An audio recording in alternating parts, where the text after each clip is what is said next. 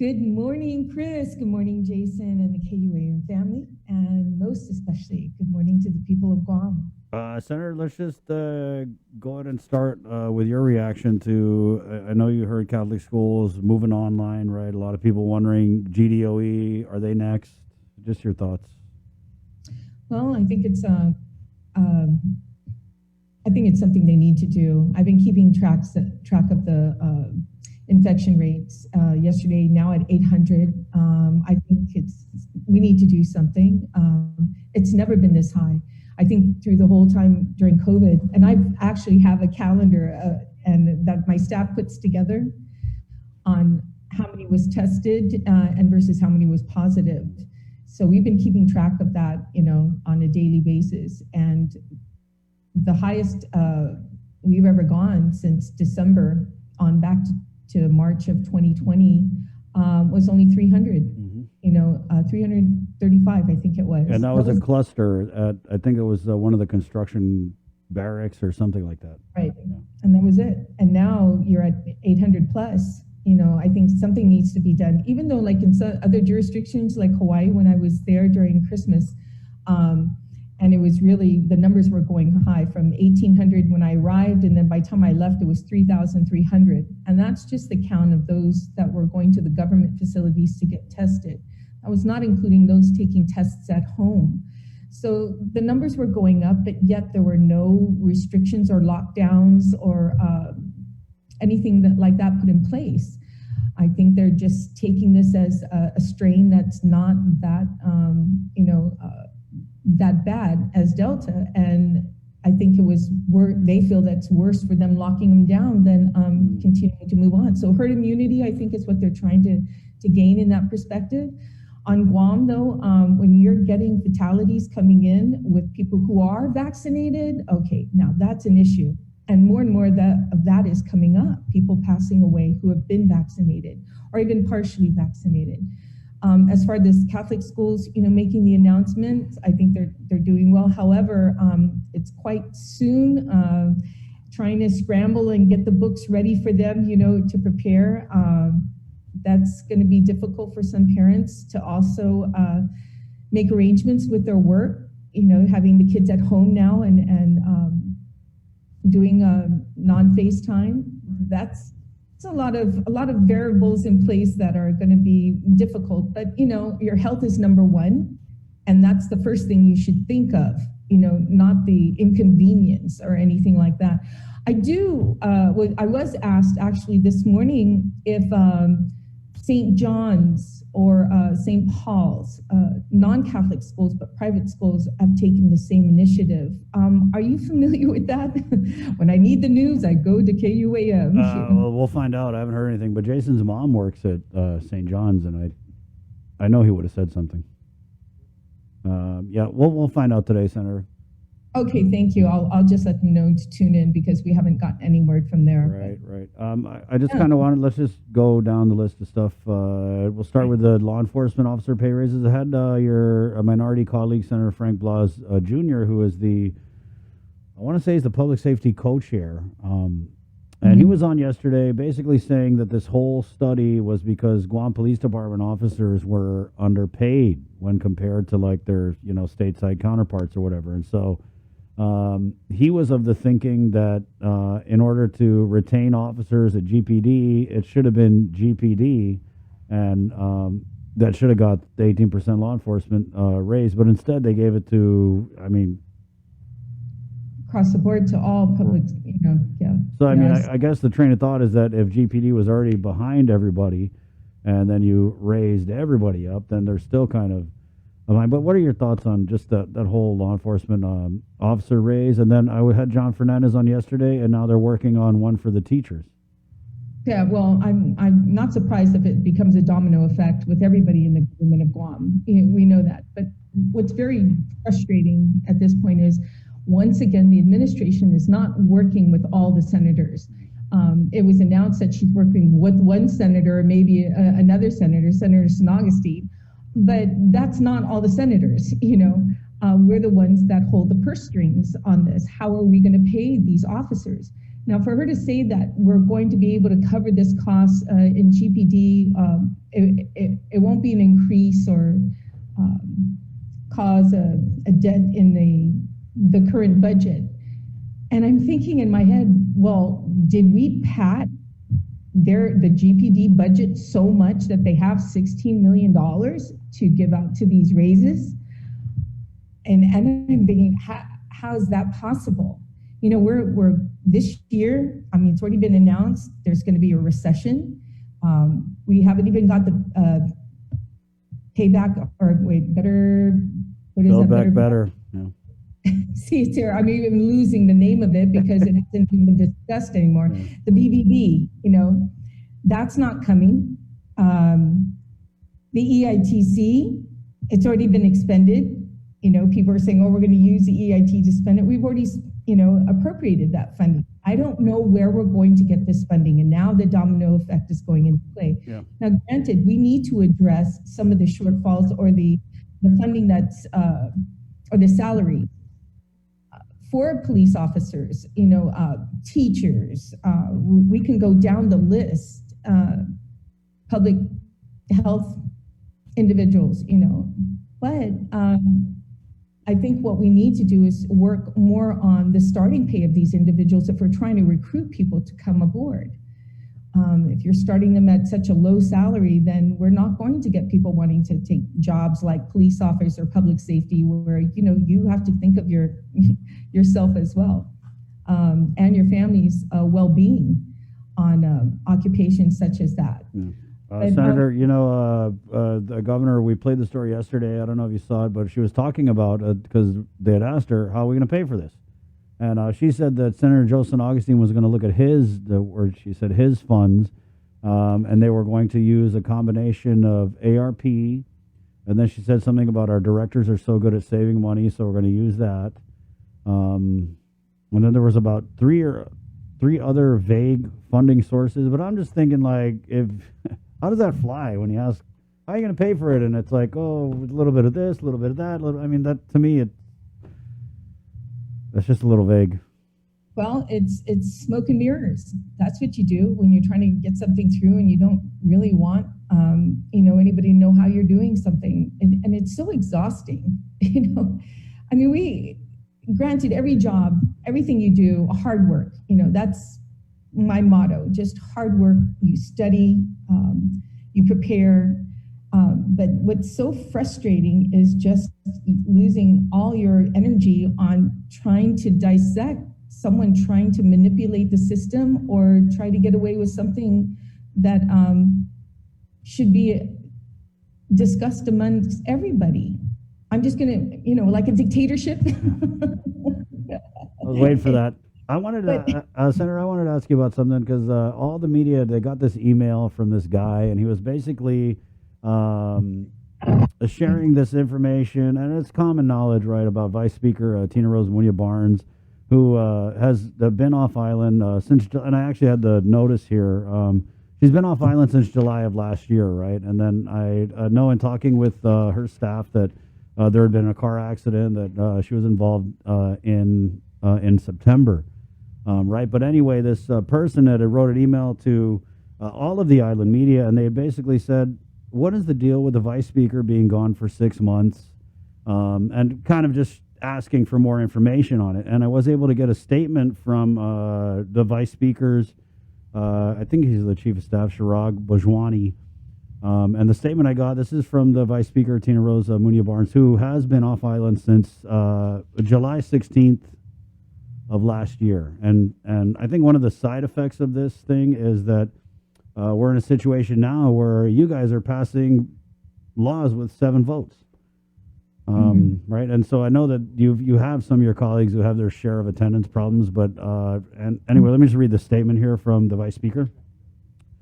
This is a statement from Vice Speaker Tina Rose Munya Barnes, and it's in response to an email that was received by Island Media, and also senators got this. And the email said, "I'd like to clarify how a sitting senator has lived in another state for health reasons for an estimated 6 months, all while receiving a salary from Guam's taxpayers. Please advise." And the response from the Vice Speaker's office: "Like so many, I am working remotely every day and will continue to focus on the people of Guam no matter what. It's true that I left home for a family medical emergency. It's true that I'm recovering from a serious car accident, something I wish on no one. And it's true that I would much rather be home with all of you than anywhere else in the world. I'm doing everything I can to return home to Guam as soon as I can, where I've been, and continue to be a lawful resident. At present, I'm working remotely on matters important to Guam, like the Good Neighbor Next Door program, which would secure added affordable housing for frontliners, and I'm engaged with federal partners on issues such as transshipment and the COFA renegotiations. So she's teleworking, basically, is what she said. So I don't know. I wanted to get a response from you, and it is a little bit of a sticky subject because I know that she has a family member who is ill there in the States. But at what point do you kind of just say, okay, I better focus on my family. It's been 6 months. Yeah. Well, thank you for sharing that with me, because I haven't seen that press or the release coming from, or the response coming from this Vice Speaker's office at all. In fact, none of us, or I didn't personally, or my office didn't receive any kind of notification of her being off island for any kind of medical reasons. But, there's HIPAA issues, involved in that, and I don't want to really get into that.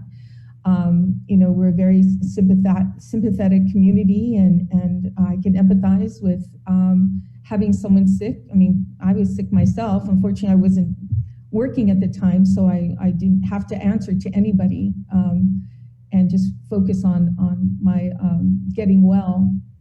So, so I'm glad there finally is a statement coming out from her office, and she's claiming she's working remotely.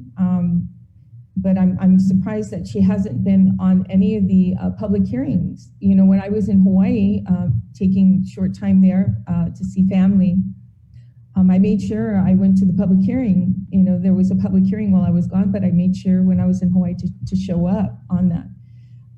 However, I think it's the vote that's really important that we need in the legislature. However,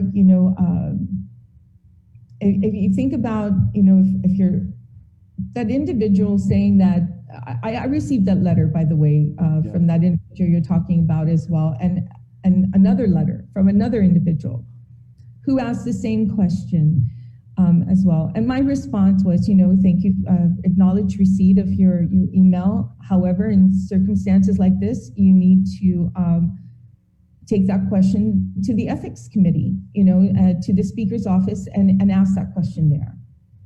So I don't know if they have, but then again, just knowing that she finally responded to the people of Guam who she serves and what she's doing, working remotely. I know that other senators are covering her for her when it comes to public hearings. That's my question, Senator, is if she's saying in this statement that she's working remotely, that she's engaged with federal partners, that she's continuing to work on that neighbor thing, then why can't she attend session remotely? I mean, do you guys have like protocols in place for that by now, or? Yeah, once a month to come to session. It could be very costly if she's out there. And I know that, to me, family always comes first. And Chris, I'm sure you're the same way. When you have someone who's sick, that's priority, number one. But then the people of Guam still need, you work for them. They still need to know what's going on. And like I said, I'm glad that some statement did come out from her office moving forward. But, if you think about it too, I was thinking, how do you make someone accountable, who is a government of Guam employee when, one, they don't have sick leave or accumulate sick leave, two, they don't have annual leave. The senators, and from what I gather, it happened a while ago. I think it was in the 33rd Guam legislature, or maybe the 32nd Guam legislature, where I think it was Senator Respicio was the one that introduced legislation to get rid of any kind of accumulation of sick leave or annual leave. I mean, even the governor of Guam and the lieutenant governor of Guam accumulate sick leave. I mean, if everyone else who works for the government of Guam receive sick leave and annual leave, they're accounted for in case they don't show up for work for one reason or another. You know, I introduced a bill in the 29 in the 35th Guam legislature in 2019 to lift the cap on allowing sick leave to be shared with other colleagues in the government of Guam. They were capping it at a certain amount. And I'm like, why would you cap it? If someone is sick, someone who's going through cancer, which takes a long period of time to get through and need the assistance, and for a family member, you know, who's also sick that you're the caregiver for, you should be allowed to continue to care for that person. It's very difficult trying to cover those costs. So receiving a paycheck is very, very, very helpful. And if you can do that by using someone else's sick leave who wants to give it to you, donate it to you, then it should be. Yeah, but Senator, you guys don't get sick leave. We wouldn't be having this conversation if you did. But I'm just saying, at what point do we have? And I'm talking about it. I know all the media got it, but it's sensitive because they feel like, oh, I don't know, is there a, you know, what's it? But I'm just saying, and I'm very familiar with talking about things that people don't want to talk about. It's a quarter of the term. 6 months, right? And although the vice speaker says she's working remotely, we're not really seeing that because she still has other senators chairing her committees or whatever. Well, I think that, you know, like I said, when I was off island, and I think even Mr. Byrne, when he was off island on vacation, he was taken during the week, he also showed up during a public hearing. At least be well-versed and ask questions, or be, you know, part of, we're all doing Zoom, you know, it's actually made it more convenient for some people, you know, just to be on Zoom if you're off island.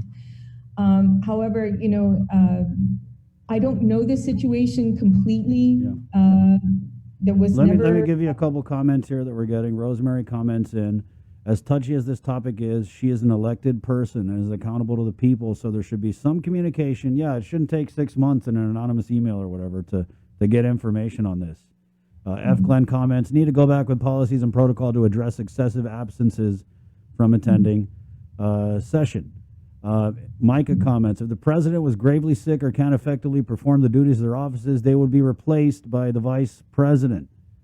F. Glenn again, possible revisit policy in the legislative body on how to proceed when voting. Things do happen, you're right, and that's why we understand it. And I would totally understand if the vice speaker came out and said, look, I know you guys voted me in, but there's just a lot going on in my family. I got to focus on that. I'm going to resign or whatever, and I'll hit you up next election or something, well, you know? I think, you know, Chris, I think there are two things we have to think about this. To have a senator resign, it's going to cost a lot of money. Yeah, I get that. You have to have a special election. Right. You know, that's $300,000 plus. So, and that's, you know, you have to think about, okay, maybe I can continue to do this job as best as I can, you know, rather than putting a $300,000 price tag on the people of Guam to endure that. I know there's a certain amount of months that you go where you don't have a special election, you know, that one is appointed, or it's just left empty. But I really think that if we are to have that same accountability as other employees of the government of Guam for sick leave, then the senators should have that same type of responsibility. And in using sick leave, if you're gone and if you're not able to get any shared sick leave or anything, then they're not paid, you know, period. Maintain that job. But if you if you used up your sick leave and anybody else who donated to you, use that up, and once that's gone, then you just don't get paid. Yeah. That's how you make people accountable. If you see senators who are not, or who are on vacation, utilizing vacation, you want to be able to know, okay, was that vacation or was that work? Yeah. Right now, we don't have either. So I think situations like this, if Senator Barnes was out on leave for sick leave, and her sick leave is used up and she doesn't get paid moving forward, you know, while she's away, I don't think we're going to have that many people complain about it. You know, Senator, you brought up, can we just jump over to KUAM TV real quick? I'm sorry, I just have a couple more points on this. So we're going to jump over to KUAM TV again on the breeze. We're KUAM FM in Hagatni, Guam. This is the link. We're brought to you by Pacific Points, Cabo Enterprises, ITNE, and Jack in the Box. Your 8 o'clock news is on the way. KUAM TV, here we come.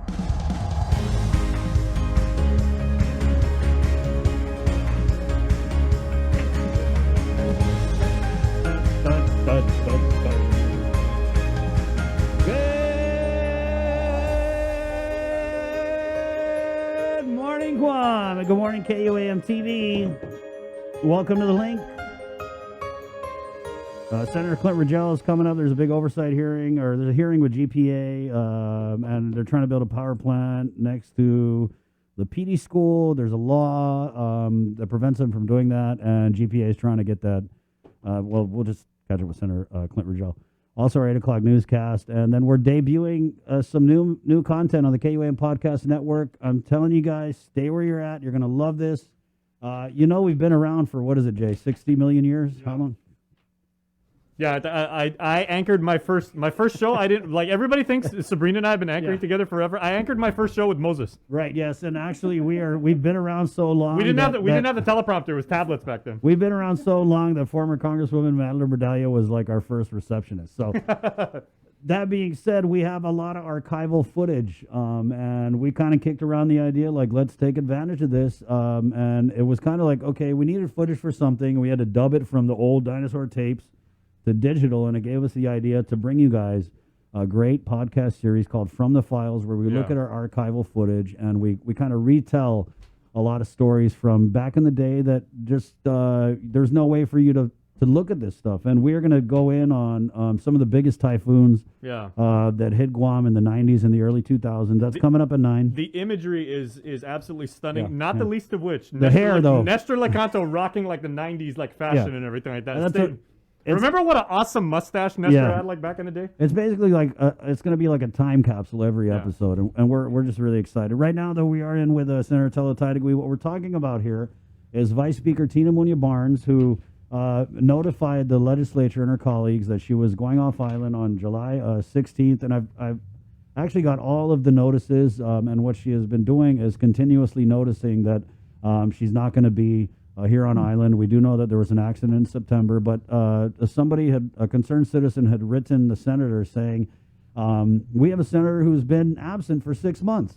At what point do we kind of hold him accountable? And Senator Telo Taitague, I brought up the idea that maybe she should resign, right? If the family matters are too great for her to take her focus away from, then the people of Guam totally understand that, right? Focus on your family, girl. And you said that if she did that, we would be stuck with a huge bill because we'd have to have a special election up until a certain point, and I'll go find out with GEC what that point is. But I would just counter and say we're already paying a huge price because the Vice Speaker oversees the Committee on Public Accountability, right? And they've been coming out with some good audits that we haven't heard anything about from the legislature. Human Resources, Guam Buildup, Forgotten and Revitalization, who cares about that? Telecoms, technology. So she has a responsibility. She was voted in office to oversee these things. I mean, come sleet or snow, rain or shine. And so I would say we're already paying a price because we've got a vacuum where she should be doing that job. And I understand the situation and the delicateness of it. But again, it's something that we have to talk about because she's an elected leader. Well, I think just having her put out that notice or, responding the letter that she read just recently is very helpful to find out really what's going on because we've been left in the dark for quite some time on really what's going on. She says she's doing things remotely, but we haven't seen her on any of the Zoom public hearings, which, even some of us who've been off island, not even us, but even I was mentioning Director Burns, who was off island, who attended a public hearing, while he was on vacation.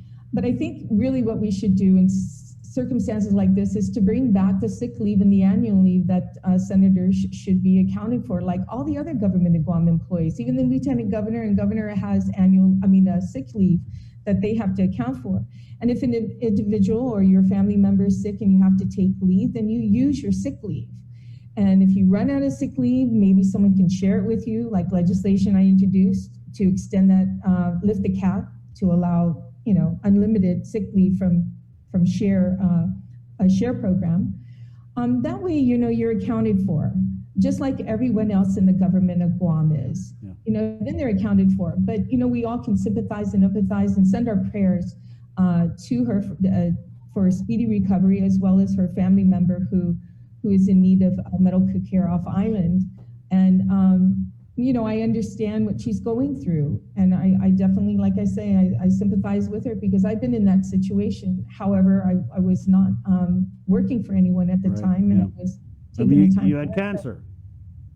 Yeah, I was going through cancer treatment, an operation and all that. But the people of Guam are very sympathetic to things like this, especially we have to go off island the majority of time to get medical care, or some people just decide to do it in the first place. There's And it another gets comment. away. But then today it's allowed us to still be engaged by Zoom, like what we're doing now. Instead of being in the studio, I can talk to you here. And I'm just, my prayers are sent to the vice speaker and her family member who's sick. Mm-hmm. And I do believe that we should bring back, that sick leave, and it doesn't even have to be annual leave. The senators doesn't have to accumulate annual leave. Put that aside, just sick leave. Mm-hmm. And then there we can be accounted for. Let me read some of these comments here. Glenn comments, just like us teachers, we have to provide emergency lesson plans. The same should go with our leaders. I mean, to be fair, though, Senator Amanda Shelton has kind of picked up the duties that the vice speaker is responsible for. I'm sorry. Yes. Rosemary comments in here, what agency or private business allows this length of absence without any type of leave in place and still remain in place of employment? Glenn, again, situations and emergencies happen. I'm more concerned about when it's time to vote during session, when it involves the need for 8 to move or act on something. Just a thought. Bing, 6 months off island, that's insane. A family member tried to do that during remote learning, and the principal of her school said, no, it has to be on island. How is it good for the goose and not the gander? Micah, public office is vital to the progression of our people, and if an elected official cannot effectively or efficiently perform their duties, what use is holding the office? If any elected official needs to be excused from their work, then what use is there holding their office? So what if it costs $300,000 for a special election? Then we have ARP funds to use. I mean, and I think the point here is people are saying that, 6 weeks, maybe a month, 2 months, okay. 6 months, I don't know. And if our senators are passing laws with 7 votes, right. Well, like I said, if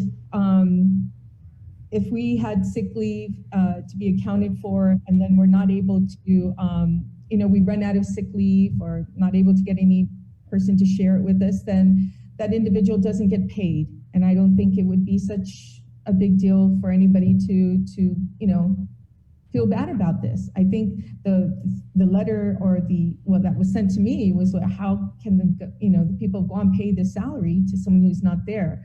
Well, I think that if we put that sick leave in place, like I said, right. And I think that's something I'm going to have to do, to keep us accountable, the senators accountable. I'm not worried about annual leave. I mean, if they're worried about, just like the governor and lieutenant governor, they do not accumulate annual leave. Yeah. But they do sick leave. So I think that's something that we should bring back, and it looks like I'm introducing legislation to do just that. Okay, Senator. Well, thank you for your time this morning. Yeah, and I know you had a little financial thing to talk about, so go ahead. Well, no, it's financial. Well, everything's financial. It's kind of scary what's going on, But the letter that was sent yesterday to the Attorney General's office. Right. Yes. Okay. So you had requested an opinion from the Attorney General, right? And this was relative to, refresh my memory, I'm trying to find it. Well, I think we had a conversation a while about the OPA's report that was sent out, and I believe it was 2109, but it also discussed about the OPA's report number 2103. Right. And anyways, we talked about this in the last time I was on the air with you. And excess revenues. This is. Does the governor have the authority to spend excess revenues? That was the question you posed. No. That's another AG. Okay, I got it. You're talking about the Port Authority of Guam audit? Yeah, okay. I guess, the Port Authority of Guam, that's the discussion that we had last time we were talking about the OPA report and the questionable and unaccountable back wages that were given. increase in their well, what was it? The calculation of their oh gosh, you know, when people get increments. They were getting these increments Yes. while they're not even employed, you know, that were granted while they were away. It just, there were so many indiscretions and questionable things that were going on. And today the Port Authority is, and the reason why I sent this letter is because even, you know, the general manager mentioned that he would bring this issue up to the Attorney General. Well, I haven't seen that at all, you know, to question the OPA's report. We have, this is $3.1 million of wages. Now, don't get me wrong, if they're entitled to this, that's fine. If the courts find that they're entitled to this, that's fine. However, it's questionable because the OPA in black and white has written that it's unaccountable back wages pay. There's a conflicting notification of personal action. There was a lot of red flags. It was like one big red flag. There's a lot of total red flags into this. And for, you know, the general manager to say that he notified the Attorney General, I didn't see it. So I went ahead and sent a letter to the Attorney General to investigate it because we've got 4 more people that has to be ratified. And today the Port Authority at 3 o'clock is going to have a board meeting. And in that board meeting, they're going to basically ratify, you know, the payments of these, you know, of these back wages. So it's something I think that number one, the board members really need to look at this before they vote on anything, you know, whether the Attorney General of Guam needs to review any documents and sign off on any payments. And why are you just doing this now? Has it been paid out already? Has this amount been paid out to these employees already? You know, it's just covering, you know, dotting our I's and crossing our T's because we've already spent millions of dollars or $1 million on attorney's fees. The next thing you know, we're going to have to go back to the drawing board, spend more funding on attorney's fees, you know, to rectify this. So today is a public, their board meeting to do this. And I think that the board members really need to look at this first before making any kind of decision. So that's the Attorney General. Yeah. The other one that that was the juicy one. Senator, I just want to say that what she's talking about is that the Port 7, basically when they were out, when they calculated their and they were allowed to come back, they calculated their back wages. And what they did is when they calculated it, they gave them all outstanding reviews, which comes with a bigger raise than if you're just a run-of-the-mill type employee. And so they went with like the ultimate highest way to give them the most amount of money. And yeah, if I was a board member of the Port, I would be like, hold on, Rory, let's hold on a second, because there's a huge audit. Now you're reaching out to the Attorney General. It's like a big red flag. I think they should just table the whole thing until we figure everything out. Well, at least until we get an Attorney General's opinion. Right. But what it looks like is happening is they're going to go meet, and then Rory's going to strong arm them into signing off on everything, and we're going to be looking at another audit 3-6 months down the road that says the exact same thing that the last one did.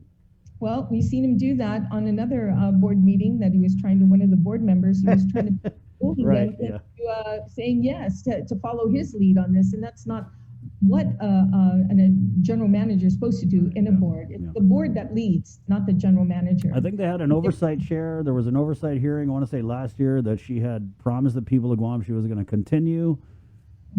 It never happened. Senator, thank you. We got to run to do the news now, though. Okay, yeah, the other one, we can talk about that later. It's about the authority of the governor and spending any excess revenue. We've got an opinion from the Attorney General's office that no, she has no right to use any excess revenue. And we're being told there's $62 million in excess revenue after the end of fiscal FY21. However, you know, $20 million has gone to tax returns. They said, and then they're talking about the LEAP, and they're talking about war claims. There is nothing in those bills that say the money is going to come from excess revenue. It's her transfer authority, but yet the administration is saying they're using excess revenue to pay for that. No, I don't think so. There's nothing in the bill that does it. But, you know, I have an attorney general's opinion. We tried to do this last year.